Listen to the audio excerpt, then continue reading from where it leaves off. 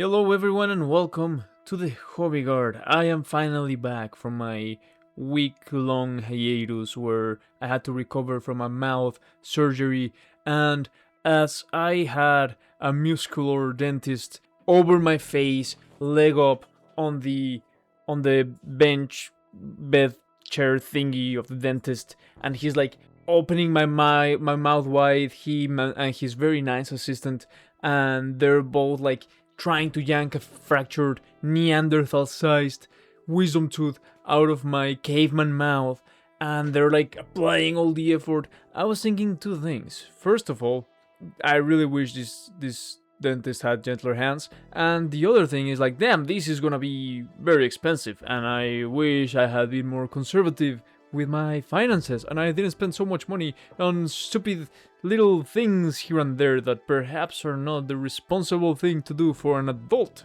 like myself, which got me thinking about some of the services that I pay for monthly, like for example Warhammer TV. Now Warhammer TV has announced the release date for the much anticipated Astartes 2, the sequel to the fan-made animation, the fan project, the one-man project that is Astartes 1, which if you haven't seen, I mean, of course you've seen it. If you're in this channel, you've seen Astartes 1. You have to, okay?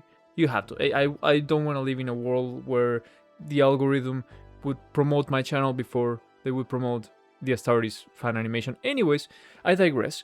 And so that combined with the fact that I will soon, hopefully, get my 1 year exclusive miniature from my year-long subscription to Warhammer TV, combined with the fact that I recently watched the Aeronautica show, and much like the Penitence, the Adepta Sororita show, I watched it because, you know, I already have Warhammer TV, so I thought about it, and then I was gonna make a review like I did for the Adepta Sororitas show. And I always feel weird, faking accents like sororitas. Like I'll hear people say it, but you know I speak High Gothic, right? So I know it's sororitas. So I don't want to say sororitas. I don't know how they say it. I feel like I'm speaking broken Spanish, like señoritas. Anyways, I digress. Again, can you tell that I've been bored this time, that I have not been able to yap because my mouth was recovering? But Sir Yaps-a-lot is back here. So as I was saying, Aeronautica, I was gonna review it, and I watched the whole thing, and I was like, I don't really feel like reviewing it. You know, it's okay. There's my review. It's a Warhammer show.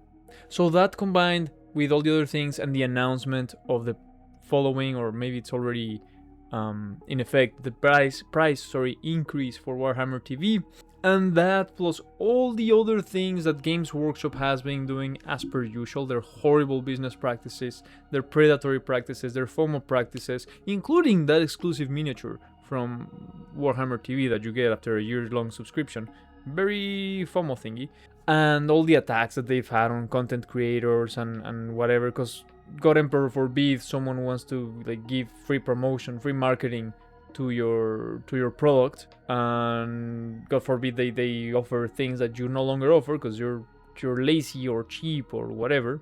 But I digress. I thought, you know what, the time is right to finally review this thing here, Warhammer TV and its content. Now, full disclaimer, I haven't watched all the content. What I have watched is 99% of the animations. Let's say 90%, because there's a couple there like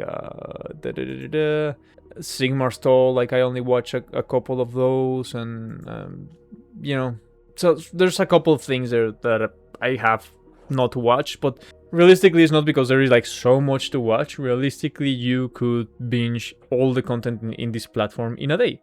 So much like my book reviews, where I don't want to talk too much about like, oh, is this good or is it bad, or just give the content a rating, I want to tell people what they might hope to find in this service, in this streaming service, so that they choose whether it's worth their hard-earned money. Because again, Games Workshop is a very expensive company. It's a premium product, and it's also very niche, so they have to charge a bit extra, and I will get into that, believe me, because I also have gripes with that. Now, again, another disclaimer here, I am a full-on lover fan simp for the universe of Warhammer 40,000, not so for the company that holds the right to it.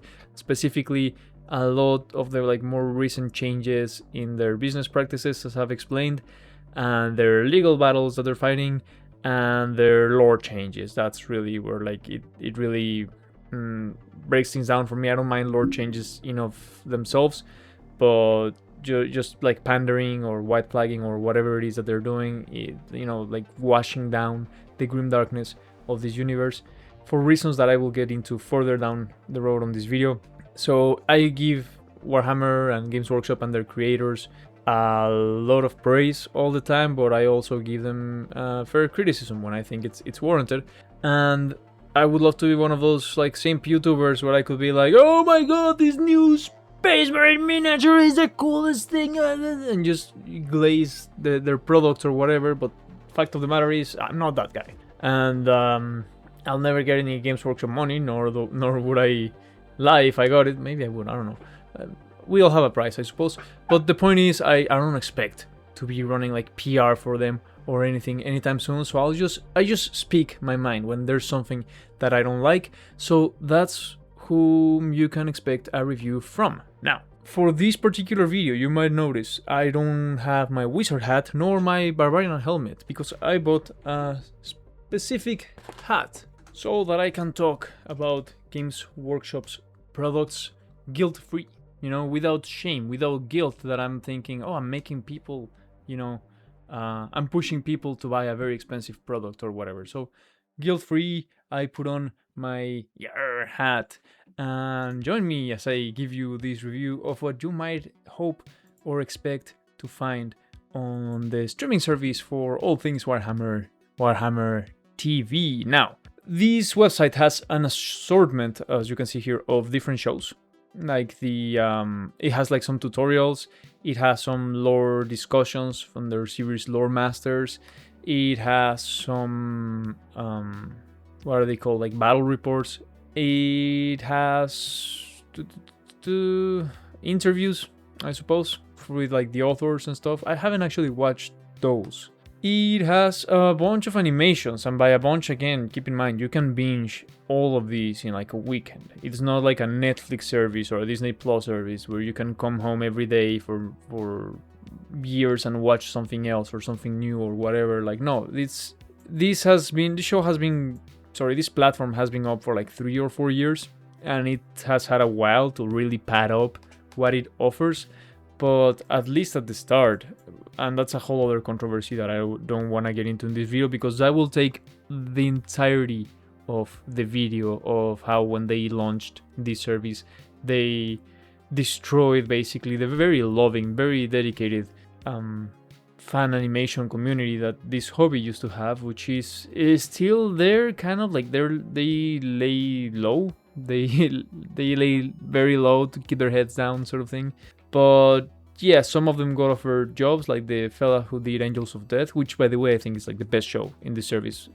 Also was one of the first, but I think it's also like the best one.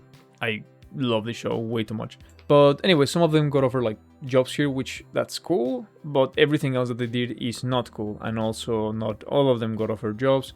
But whatever, that's like your opinion, dude. Anyways, they have the animations. Again, some are better than others. Soon, though, they will start, I hope it is in the service, I hope I'm not getting this wrong, but they will begin like game tutorials, like how to play, how to I think they call it like the Warhammer University or something like that, or the 40k University or whatever. And you can tell here they already have like some tutorials up. But anyways, I think those are things that provide value. As for the quality, it's fine. It's high quality for the most part, like the animations, for example. For the most part, they are not like high quality, super incredible Pixar Studio animations, obviously, but they are a high quality animation. Now, if you told me like an independent creator made any of these, except for the original, like, oops, I didn't mean to click on that. The original Hammer and Bolter animations, I think those were awful. in terms of like the actual animation. They got a lot better as they progressed, because at first they were just like slides. And when I watched those back in the day when they were like still coming out, like the very first one, I enjoyed some more than others. Like they were like little vignettes of stories, and I enjoyed some more than others. But I was still very sour about the thing going on with the how they destroyed basically the fan animation community. So, but for the most part, most of the newer stuff, these new animations that you have here, it is a lot better animated. And how often can you expect to see one of these? Basically, there's like a new one every couple months, every 2 to 3 months, maybe sometimes a bit more, maybe sometimes a bit less. It's been kind of on and off. And by a new one, I mean like a new animation starts to come out. Usually it's not the entire animation, the entire show, the entire season, whatever you want to call it, comes out. Usually it's like, oh, it starts to come out, and then you'll see one episode 1 week, spoilers by the way, one other episode the other, and then next week another episode. And that's like those 3-week chunks. That's how they did with Penitence, that's how they did with Aeronautica. I haven't watched all of Sigmar's Stall, but I assume they did something the same. And that's how they did with Kill Lupercal, and so on and so on. But yes, their animation has gotten a lot better, honestly. That being said, it is very telling that the best thing that you can find on this platform is Astartes, and that was made by a fan way before this platform even was created. Probably this is the show, like the fan animation, that gave Games Workshop the idea of starting this platform, probably, most likely. And it is still the best thing that you can find on this platform. So, I guess whether this service, mind you, at the time that I'm making this video, I think the service, like the price, monthly price for the service is $10 a month Canadian. So whether it is worth it for you, it depends on how much Warhammer you want to get. Because I just... right off the bat, I can tell you you can find everything that is here, lower production qualities, probably, anywhere on YouTube, for free. And you can support creators who won't get support otherwise, who are actually like very in love with the hobby and actually want to push it forward in a healthy and community wholesome way. As opposed to Games Workshop, where they are very predatory, you know, as lovable, as lovely, and as knowledgeable and dedicated as these guys are, that like make these episodes, these tutorials, these interviews, the battle reports, whatever. Some of the people on YouTube, I'm pretty sure, like they have their channels, they also get invited for battle reports, I think. But anyways, if you really like hobby oriented content and you just can't get enough of it, and you're gonna be watching like everything, then yeah, it's worth it. That being said, I don't think this service is for everyone just because they're into Warhammer. Realistically, you know, Games Workshop does the Games Workshop thing, where yes, for sure they are gonna release Astartes 2 at the end of 2026 on December. But if I know my Games Workshop as well as I think I do, obviously they won't release the whole thing then. They'll release an episode a week, or a short, because they're like super short episodes, if they stick to the release schedule of the first Astartes. And they are gonna milk probably another year of subscriptions because of that. Some people are gonna be like, oh, the new miniature looks cool and Astartes is coming out, so I'll buy the whole year and I'll watch the entirety of the show. And you know what? If you're that deep into Warhammer, and that's worth it for you, like $100 and whatever it is to pay for the entire year, that's fine. My issue comes after all the things that I have said, obviously, on top of all the things that I have said with how predatory they are, or how vulturish they are with their IP, when, you know, people just like to do fan arts or whatever, or fan animations. Some of them not even charging money for it, just products of love. And besides that issue, the problem with the price is the quality of the product. Now, here's the thing about Warhammer, and here is why I don't necessarily am opposed, as much as I criticize Games Workshop for their pricing. I'm not opposed to the pricing itself, because it is marketed as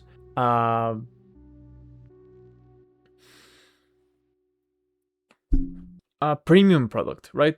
It is a very niche thing. It is not meant to be mainstream. It's not for everyone. You know, it is a world where computers are lobotomized humans, if at all, and where IT guys are cyborg priests, and where faster than light travel is made through opening portals to hell, and where the heroes of the setting are like genetically modified, mentally completely psychotic butchers.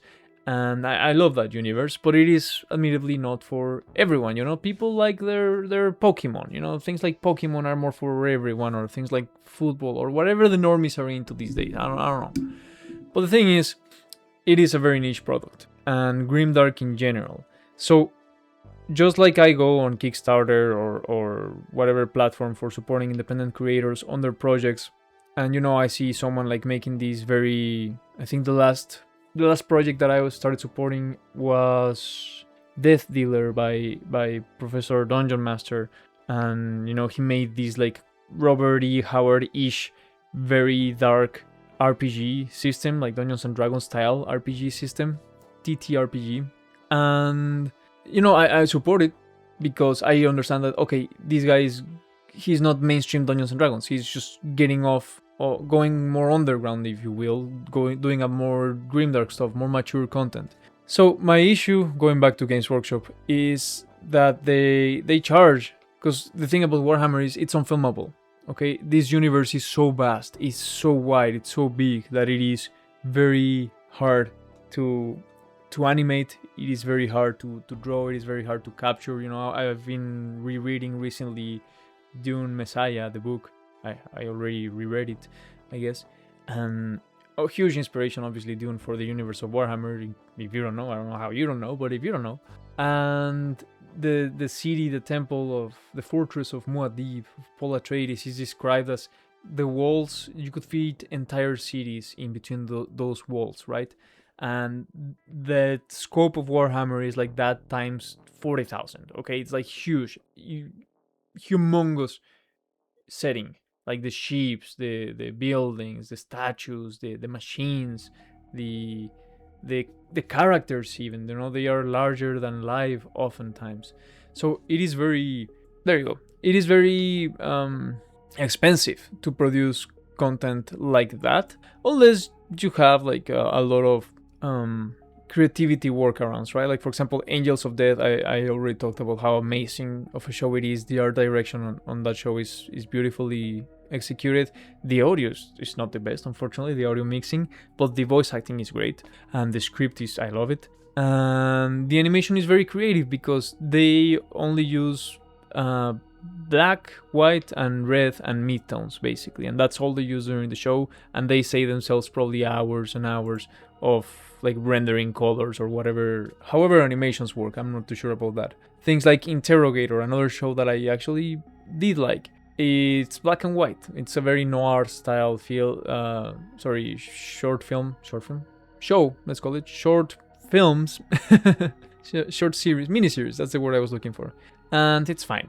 So what I'm trying to say is, this universe, even with the creative workarounds that you can do to capture the aesthetic and to capture the stories and to capture the scope, it is very expensive to produce. So if you want to see, and this is where we as Warhammer fans are like stuck at an impasse, right? Like, yes, on one hand, I want to see more Warhammer. On the other hand, I don't want it to become so washed down so that they can make it mainstream. And that's what I believe Games Workshop has been doing. They are washing down their product. They are pandering to trends, you know, like the trend of like, oh, let's grab this iconic piece of lore of like male characters and let's turn them into females. You know, like what's the case with this Abomination. This is from the episode Harvest, from the miniseries The Tithes. And this horrible Abomination, right? Like, I can't really play the episode itself, but you've probably seen the memes, like, you will stand down, I am a female Custodes and I will show Space Marines what a tough person is. Like, I don't know what they were trying to go, but it absolutely ruins the episode. The animation is great. The other female character, the Sister of Silence, is amazingly animated, very fun. The Astartes that are there, I think it's like the White Templars or something cool. They're awesome. I don't remember which chapter it was, but they're doing things like that, but they're trying to fit more into the mainstream and say like, okay, this is a trend that's going on now. Like every single IP needs to have like inclusivity in terms of like there's gotta be the male type of the warrior and the female type of the warrior, and like people have to like picture themselves in both of them, and there's gotta be like ethnic homogeneidad. ¿Cómo se dice homogeneidad?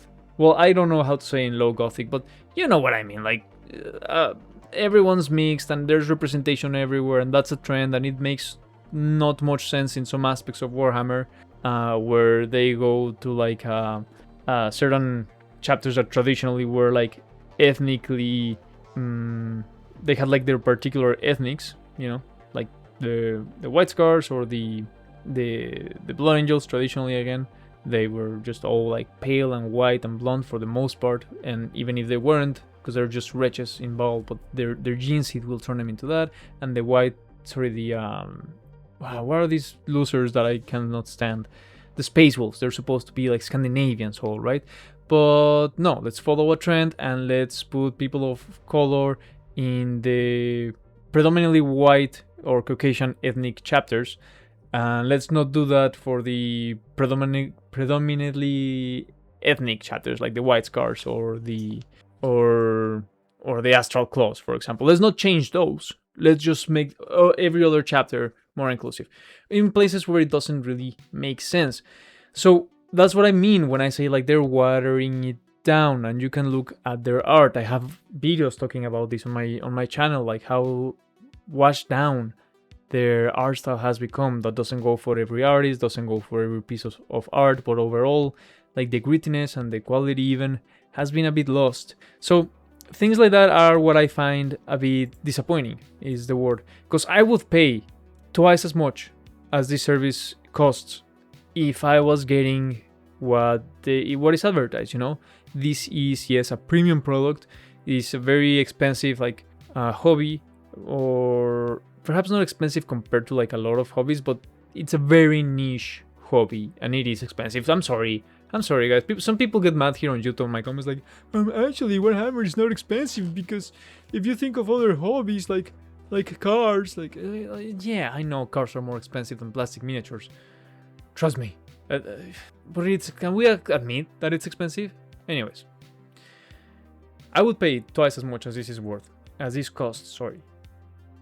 Happily. If, again, I didn't see the hate, I don't want to say hate, but the dislike for their own product, you know? I've made videos complaining, yapping about this in the past, where I'm like, I don't know how I fit in the new fandom of Warhammer.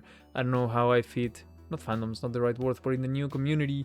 I don't know how I fit within the new target audience of Warhammer, because, you know, my autistic brain just wanted to get lost in grimdark sci-fi worlds that take themselves not too seriously so that they can do crazy, outrageous stuff and have crazy, outrageous stuff in them, but just seriously enough that they can also tell mature stories and stories with depth in them. And to me, unfortunately, that whole the tithing female custodes thing, I wish like 90% of the people who were subscribed to Warhammer TV had unsubscribed that day, but they didn't. I didn't have the service back then, by the way. They didn't. So again, whether it's worth it or not, it's up to you. I don't think the issue is the price. Once again, I think the issue is how unapologetic do they want to be. Because if they're gonna treat this like Netflix, like, oh, we want this to be like a super inclusive, friendly to anyone, kind of like super mainstream accessible, follow the trends, you know, this is just like your Disney Plus, or this is just like your Netflix or whatever service, then it's gonna fail. It's gonna be lame. Even if it does well financially, the essence of it is gonna get lost. If they are like, okay, we are a very niche product, we sell very niche products, very premium products, our fan base. You know, people like different aspects of this universe. Some people are more into the lore, some people are more into the competitive aspect, some people are more into the silly, ridiculous, like just the fun silliness of the lore. Some people are more into like the depth of the lore, the more harder aspects of the sci-fi, or the more the horror aspects of the lore, the more kind of heavy metal style of storytelling and things that are in the storytelling. And let's just produce something for everyone. Then yeah, I would probably even pay more for this service. So that being said, it's fine. Again, like, it depends if you really can't get enough of what you can find on YouTube, or you want like higher quality stuff. Mind you, none of these is mind-breakingly like good. Like Lore Masters, it's fine, but oops, I didn't mean to start a video. Let me go here again. Lore Masters is fine, but you won't, like, don't expect to find something here that you wouldn't find anywhere online. Honestly, some of the videos on YouTube that you'll find are even more engaging than what you'll find here. Same with, for example, like the battle reports. The production quality is indeed better. You know, they have better cameras, they have better editing, they have better microphones and commentary sometimes, but it is a corporate product. It feels very corporate at times. It doesn't feel like people having genuine fun, because it is a multi-million-dollar company, obviously, right? They are the face of the company. But me personally, I much rather watch for my battle reports someone like Winter SEO, who does like narrative battle reports. He's very knowledgeable about the game, and that's where I get my battle reports from. Or someone else. There's a lot of like content creators who do battle reports out there, and I like the more narrative kind of stuff, or when they're like teaching you stuff. That being said, there are some, I think they used to do some more fun things here as well, where I watched this Kill Team battle report once, which it wasn't even like Kill Team rules, it was like thematic towards Angels of Death, like the miniseries, and I thought that was cool, because the painting of the like the miniatures and the painting of the terrain was all made in the style of Angels of Death, and specifically following a scene from Angels of Death. And I thought that was amazing. Like, yes, more of that, please. You know, more creativity, more stuff like that. That being said, they are doing like so many things that you can't really hope to find too much of anything. More like you'll find a bit of a lot of things, a few minutes of content of a lot of things, a lot of different styles of contents, instead of like, yes, this is our brand. And that's, I guess, if I were to like summarize it, that's what I feel is missing a bit. It feels very corporate, like they seem to be a bit shy about their brand, but it's fine, you know. Other than those horrible lore violations and heresy, there are no female custodies. It's fine. I would keep supporting this. That is to say, now I would, because previously, remember, it took them almost 4 years, at least 3 or maybe 4 years actually, to get to this point where they have like enough content where you can sit down and binge stuff for a good while. So yeah, well, that's my opinion. I've yapped long enough. I finally scratched the itch, the bug that I've had all these past days where I couldn't speak. So I just want to get a conversation started in terms of like the value that this service provides to the community, to the hobby, and to their fans. But now I would like to hear from you. Like, do you think I'm absolutely in the wrong, and like, no, these shows are all amazing and I would pay like whatever for this and all the other content is pretty good? Or do you think I'm just a corporate shill and like, no man, you're just a cash cow, you're paying them money to get your stupid miniature at the end of the year? Whatever it is, it's fair criticism. I can only learn from your comments, and again, the point is to get a conversation started. Just remember, if you're too mean, I will psychically punch you in the nuts. So psychically, obviously, as usual, not physically ever. But yeah, lastly, I want to say, because I did move from another country before I came here to Canada, and this service was not available in another country. So, you know, you gotta do what you gotta do, matey. Arr. So with that being said, thanks for coming. Thanks for watching. As always, remember, ad astra, and there are no female custodies.